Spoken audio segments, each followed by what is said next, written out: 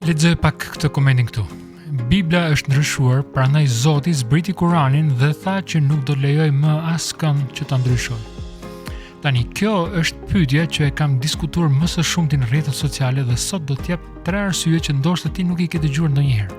E para, Kurani vet nuk e thot që Bibla është ndryshuar. Nuk ka asnjë ajet që thot që Bibla është korruptuar. Kjo ide u shfaq shumë më vonë në traditën islame, jo në Kuran. E dyta, Kurani në fakt e vërteton Biblën si të vlefshme. Në surën 5:68 thuhet: "Thuaj, o idhtar të librit, ju nuk jeni asgjë në fe derisa të zbatoni Tevratin, Injilin dhe atë që ju zbriti nga Zoti juaj." Pra, edhe sipas Kuranit, Tevrati dhe Injili, që flet për Jezusin, është zbritur nga Zoti.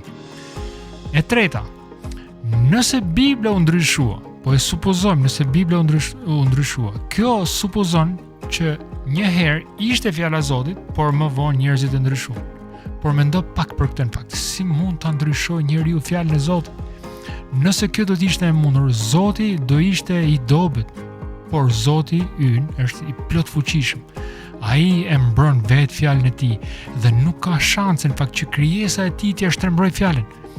Bibla thot: "Bari thahet, lulja fishket, por fjala e Perëndis mbetet për jetë." Pra, si përfundim, Bibla nuk është e manipuluar dhe Kurani dhe Bibla të nxisin ty ta lexosh Ungjillin. A e ke lexuar ndonjëherë vetë çfarë thot Ungjilli për Jezusin? Çfarë pengon ta bësh? Më shkruaj më poshtë, pasi ti ke bërë follow. Zoti të bekoft.